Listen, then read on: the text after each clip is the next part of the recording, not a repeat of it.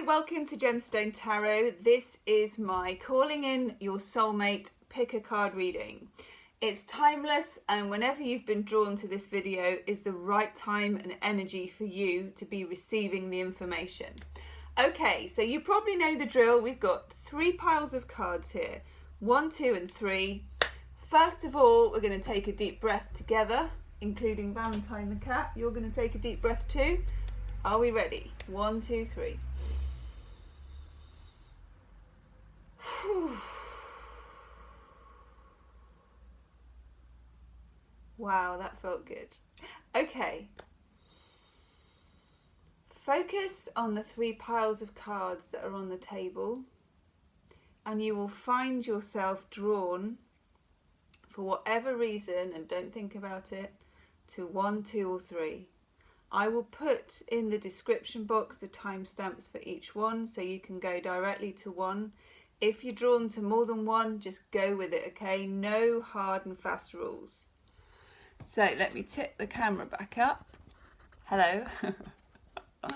See if I can get it in focus. Yes. Okay, let's start with number 1. This is my cat Valentine, by the way, sleeping in the background. She's always in on all my readings. Number 1. What do I need to do to be calling in? Oh, number 1. Oh my God. Okay. Wow. Oh my God. Number one. Right. Where do we begin, number 1?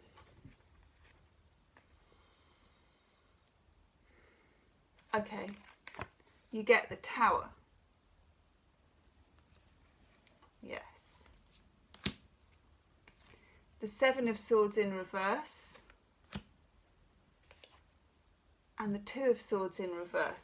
Wow, okay.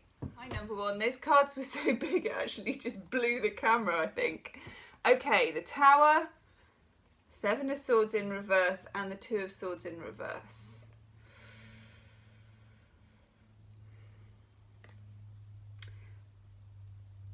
It feels like you are undergoing a complete and utter transformation, and you may want to resist it. Okay, this is powerful stuff. If you've chosen number 1, you really want to be calling in your soulmate. You can feel it, you can feel that need for the person. It may be with number 1, I'm feeling that you have one specific person in mind, and also this person may be somebody who you have had experiences with already. It may be like a friends with benefits, or I don't know, something that doesn't have, it's not exclusive. They couldn't give you what you wanted. It was a shock to find that out. I feel like there was somebody in the past that strung you along, and then it had a devastating effect. It can also be in the past there was someone who cheated on you. 7 of Swords in reverse. Okay, this is past experiences. Now, it's really important for you, number 1s, to call in your soulmate. You need to do some kind of, it's almost for me like an exorcism, okay? Like you need to exorcise this person from the past, or if it's someone who is not committing to you or treated you badly and you're kind of hooked up on that person and you can't stop thinking about them and you find them an utter temptation, I just feel like you are holding off your genuine soulmate, okay? The person who is actually wanting to share with you, to be with you, to nurture you, to care for you, all of those things. Major Arcana, the Tower. When you get the Tower, it necessarily means that this tower was built on some kind of falsehood. And when I have the Seven of Swords in a reading, I feel like there was a person who was just stringing you along. And they kept going with that for ages. And they made it seem like they could have been future talking and just really wrecked your confidence, okay? You also get the Two of Swords in the reverse. You've been in two minds about this person, unable to let them go. The key to calling in your soulmate is to let that person go. And to have faith in what I get, open water. So look at the Tower. This is the sea. And your view has been made quite narrow. This person has held you in a mental prison and held off what I call your magic juju, okay? And it's your magic juju that calls in real love, okay? Real love, not stringing along, not sneakiness, not all of that stuff. And I feel like it's time for you to swim out into open sea, the open sea of faith, the open sea of love. And here, your oracle card, you get competition.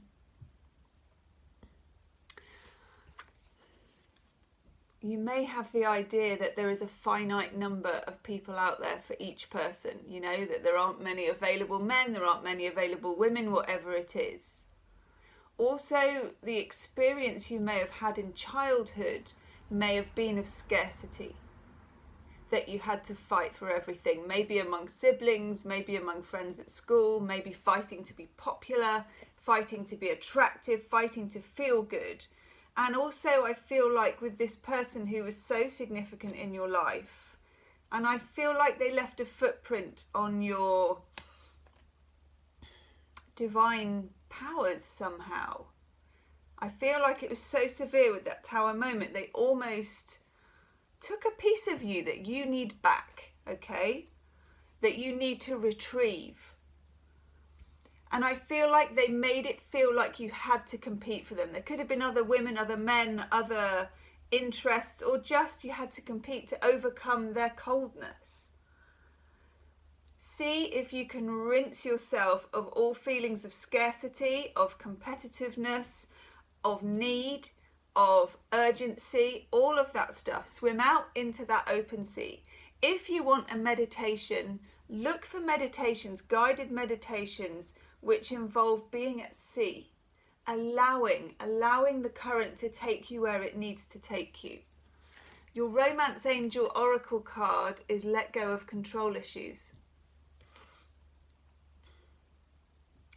When you were with that person, or when you were involved with that person, you did not have control issues. You may have felt that you did, okay, but you didn't. That person was like a carrot on a string that just kept moving. Everybody, when presented with that, turns into a control freak and a mess. It's not because you are a psycho person, and I think that's what you feared, was that person turned you into such a mess that you think, oh my God, I can't control myself. You can, okay? That's just the way everybody is when we're involved with somebody who is yanking our chain, okay? So put that out of your mind. Meditate on being in open sea. Meditate on being in an open sea of love, okay? But not needing to control the current. You can think you're in a boat, you can think you're swimming at sea, you can put yourself like a life jacket on, doesn't matter what it is. But put yourself out there in terms of the sea of attraction, okay? Not everybody is like that person. And also, while you're out there, see if you can meditate on retrieving what was lost with that person. Because that was a vital part of you-ness. And if you can retrieve that and reintegrate it into yourself, I feel it will be better than it ever was before. And just remember, there is no competition, okay? There is an abundance. Get into the abundant mindset. And your oracle card is new life. Breaking out of a new shell. Breaking free of that shadow. And that is one heck of a shadow. That person really did cast a shadow over you. But that person needs to be let go. Let them go out to sea, let them float off. You're all still in the same sea. We are all connected. But there is an abundance for you. You just need to retrieve that lost part of yourself, reintegrate it, and just let yourself shine, okay? I think then you will find that new love finds you, okay? That you don't need to go looking. Competition is about feeling there is a limited supply and that you need to work hard. Do the opposite. Drop the looking, drop the working hard. You don't need to earn it off anybody, okay? You just need to be yourself, float in your happy sea, and you will find that something will bob up next to you. And this time it won't be a turd, okay? It will be a beautiful fish. Thank you, number one, and namaste, okay? Number two. Let's have a look for you, number two. Calling in your soulmate. Okay, that is interesting. Nice. Ooh.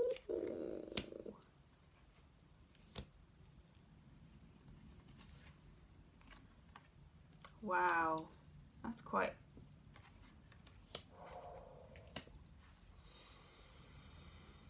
Okay.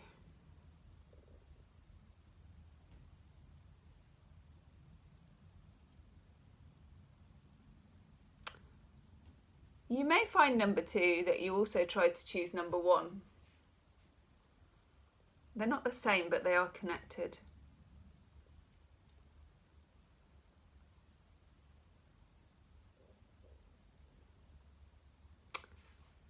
Got the Magician in the reverse with the Eight of Cups in the reverse. A certain amount of calling in a soulmate is a spiritual thing, as we all know. It's to do with law of attraction, it's to do with loving ourselves first, it's to do with sometimes letting go of the need. But there is also an earthly quality about it. The Magician in reverse can be quite a dangerous person. The Magician in reverse is somebody who is almost in disguise. It's like the difference between an alchemist and a magician. So you go to a magic show and you look at what someone's doing. It's entertaining. He's sawing a woman in half. He's pulling hankies out of his pocket, you know, in a string. He's producing rabbits out of hats. But somewhere in the back of your mind, you're willing to be entertained, but you know that if you look behind that curtain after time, you're going to see a guy in a slightly sweaty velvet suit, sitting on a cheap chair, maybe having a cigarette after his performance. And inside that suit will be lots of different pockets and holes and cubby holes and bits and bobs and tricks. In other words, you don't quite know what's him and what isn't, and what's sleight of hand and what's real and what's true. The Eight of Cups reversed is when somebody like this keeps coming back into your life. So you may find that you are attracting over the years or the months or whatever it is, that you have been attracting a similar type of person. This reverse magician, often air signs, by the way, Gemini, Libra, Aquarius, these people. You may find that people keep coming into your life, and for the first 3 months, it's amazing. They seem to fit with you like a hand to a glove. You know, they love everything you love. They want to know everything about you. The limerence is high. The chemistry is amazing. You're feeling that you belong together. They're saying all the right things to you. And then something happens between like 3 and 6 months and they start to be absent. They start to be absent, or they just change. It seems like they change overnight. Now, I feel like some of these people that you've been calling in have been representing, they've been false, okay? They were always like that all along, but they put on a very good show. That's the Magician in reverse. They put on a very good show. In terms of calling in your soulmate, spiritually, okay, it starts with us, always. What you need to be asking yourself here, and this is a really difficult question, and I do this myself, and it's hard, okay, and it's tough love. You need to ask yourself, what you are attracts who you get. There is some part of you that is not authentically being you. Whether that is that you're coming across as more confident than you are, or in the first few weeks of a relationship you're trying to be who they want you to be, or in your life in general your identity feels like it's not, that you're not actually radiating the absolute you-ness of you. I hope that makes sense. And we all do this from time to time, or some of us do it through our lives. Often it's linked to childhood, and in this case I think it might be, because sometimes when we don't have unconditional love during those formative first 7 years and beyond, to be honest, but those first formative years, if we're not living in a blanket of unconditional love, we can't make the mistakes that we need to make and still be loved. We can't do the great things we do and be loved. We feel like there is some kind of test that we're constantly having to do, some sort of bar that we're never quite meeting, and that we have to somehow perform like the magician. And there is a part of us that doesn't feel we're good enough just as we are to be loved. And that is a tough one. It's a tough one. It's tough to admit. It's tough for us to even see because we've always felt it. And it's upsetting, but at the same time, it is the key to calling in your genuine soulmate. Now, you also get the Hierophant. The Hierophant is any kind of teaching, guru, system, whatever it is that will help you to recover the feeling of self-love. And I know self-love makes everybody feel sick. It's like, oh, puke. Self-love, it's always bloody self-love. I want someone else to love me. Okay, yes, of course. But everyone goes on about it because it's true. It's about finding the truth of yourself. It's about finding your shadow side. It's about accepting that shadow side and then being willing to put it out there just as you are, regardless of what someone thinks. Not changing during those first few weeks or months. Not turning a blind eye to what probably were tiny red flags that were coming up because you want to be in a relationship so much.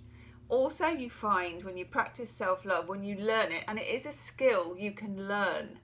If you haven't had it in early life, it's a skill that you can learn. Literally like sewing, baking, car mechanics, computers, whatever. You have to learn it. Find somebody, and I wouldn't go paying loads of money for it and all the rest of it because, there's a big industry in it. You can find stuff for free on YouTube. There's loads of guided meditations. Jason Stevenson is someone I like. I'm not connected with him, but I do use his guided meditations because they're free and they're good. There are other people as well that are good in self-love. You can just put into YouTube, self-love. How do I find self-love? How do I practice self-love? That will be the key to you finding someone who loves you for who you are and will not flake after 3 to 5 months, okay? Because that seems to be the pattern. You don't want any more of these magicians coming into your life. Not in the reverse. You don't need that. Now you also get, this is gorgeous, divine beginnings. New beginnings, divine father. Now this is why I'm picking up on a family thing. Unconditional love, okay? You can receive unconditional love from the divine if you didn't receive it before. You can tap into the huge well of unconditional love in the universe. Also, on a very practical level, you get let your friends help you. If you can bear it, And it's hard, okay? It's a toughie for number 2, but I felt number 2 quite a lot when I was doing the cards. If you can bear it, ask your closest, and I'm talking the ones you really trust, your people, your tribe, okay? Ask them how you behave in relationships. Ask them just to let you know, with love, okay? And then also meditate on it yourself. And also, in the very practical sense, go to any kind of social events where your friends can set you up with somebody. Often we find our friends, if we have a kind of radar for magicians, our friends are better at choosing people than we are, okay? They root out good people that we can then meet. So on a practical level, attend social things that your friends are doing. Let your friends help you. On a spiritual level, find out about self-love, okay? And just learn it. Don't run before you can walk, it's baby steps. But I think what will happen then, you get peace as your oracle card, is you will find peace with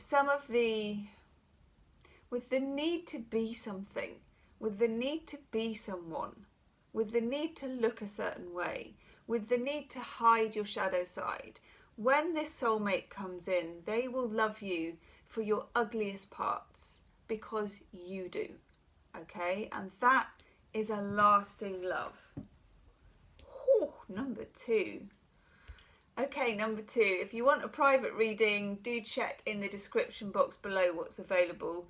Also, you can check out my monthly readings for each star sign and my daily readings. But thank you very much, and I hope that helped you, number 2. Namaste. Okay, number 3. Number 3. Wow. Okay. Wow, number 3.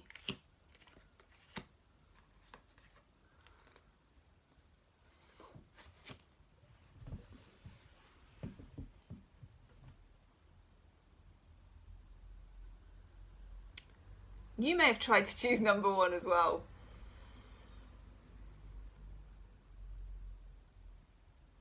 You're not over somebody. You're not over somebody yet.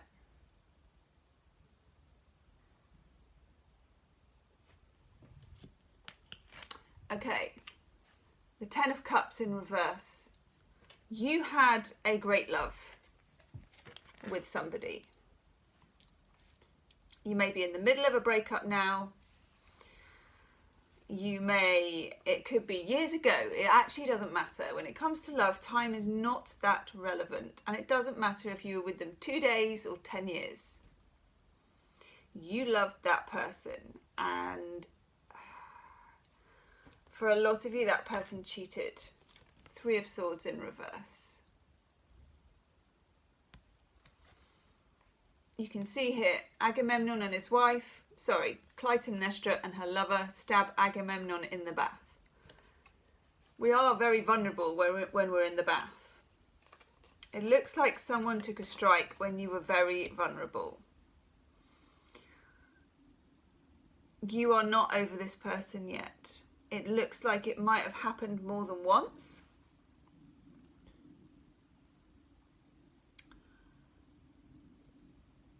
What it's done for you, and this won't feel like it probably at the moment, number 3. It's that awful thing of more room in a broken heart. You are at the very beginning stages of rebuilding. Very beginning stages. You get the 2 of Wands. This is Jason and the Argonauts. He's just setting out on his new venture. Okay, you may just now be getting to the point where you can even think of meeting someone else. But this other situation is still there. You know, that 10 of Cups in reverse, the 3 of Swords in reverse, it's still there. It feels very resonant still for me. There may be unfinished business with this person before you can call in someone else.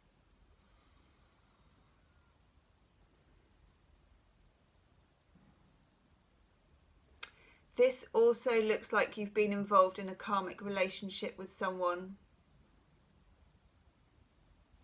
You get an oracle card of suffering, divine teachers. This person came into your life to give you a valuable lesson, which is the hardest lessons to learn when we learn them this way, because they break up who we are and they devastate us for the time that they come. But at the same time, it may be a lesson that you are finally ready to put to bed. This looks like a past life relationship. It looks like a karmic relationship. Again, there's a triangle in this card. And the Three of Swords is the kind of triangle card. If you can, and I think you're ready, you can find, there's various ways of letting someone go. You need to break this person out, okay? Because the lesson is there, but you don't need them on your shoulder while you learn it, because they will be blocking you. And you can still call in a soulmate with a broken heart, but not with this other person still tied to you. There's various ways of cutting the cord. You can do cord cutting, which you can find free videos on that, free resources on that. You can, there's various ways of doing it with scratching people's names into candles. There's all sorts, okay? Have a look. It's important that what you do is what you're drawn to, not what someone tells you to do, because if it's what you think you need to do, it won't work. If it's what you actually are drawn to, yes. You may need to take a bit of time over that. You get the retreat card. It's time to disconnect. It's time to disconnect from this person, certainly. You may still work with them or see them a lot. But it's not about what's happening on the earth plane. It's about what's happening in terms of past life lessons, in terms of soul contracts.